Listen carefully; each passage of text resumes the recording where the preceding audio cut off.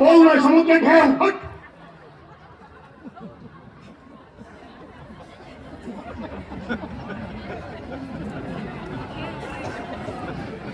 এটা তুমি কি পরেছো? বিদেশি পোশাক। কেন ভালো লাগছে না? হ্যাঁ রে ছোট, তোর বউ এই পোশাকটা পরে বাবার সামনে ঘুরে বেড়াবে? কেন?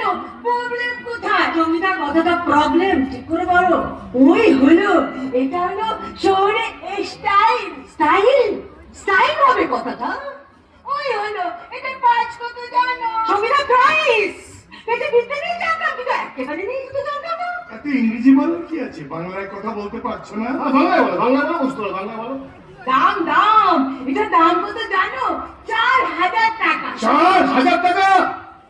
4,000 টাকা? এ ছোট, এত বাজে খরচা করছিস কেন? মানে এত বাজে খরচা করছিস কেন? কি বলছিস? কি বড্ড বাজে খরচা করছিস? মানে এত বাজে খরচা করছিস কি বলছিস? তুই 4,000 টাকা দিয়ে তোর বউকে এই পোশাকটা কিনে দিয়েছিস? বাজে খরচা।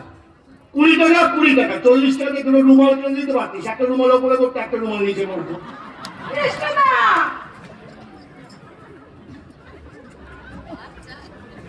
বিদেশি পোশাক পরা যদি স্টাইল হতো, তাহলে ভারতবর্ষের প্রাক্তন প্রধানমন্ত্রী শ্রীমতী ইন্দিরা গান্ধী শাড়ি পরে বিদেশে যেতেন। বিদেশি পোশাক পরে যদি স্টাইল হতো, তাহলে চিকাগো শহরে গেরুয়া বসন পরে স্বামী বিবেকানন্দ স্পিচ দিতেন না। তুমি আমার ঘরের স্ত্রী, ভবিষ্যতে মা হবে, তাই বলতে বাধ্য হচ্ছি। তুমি যে সন্তানকে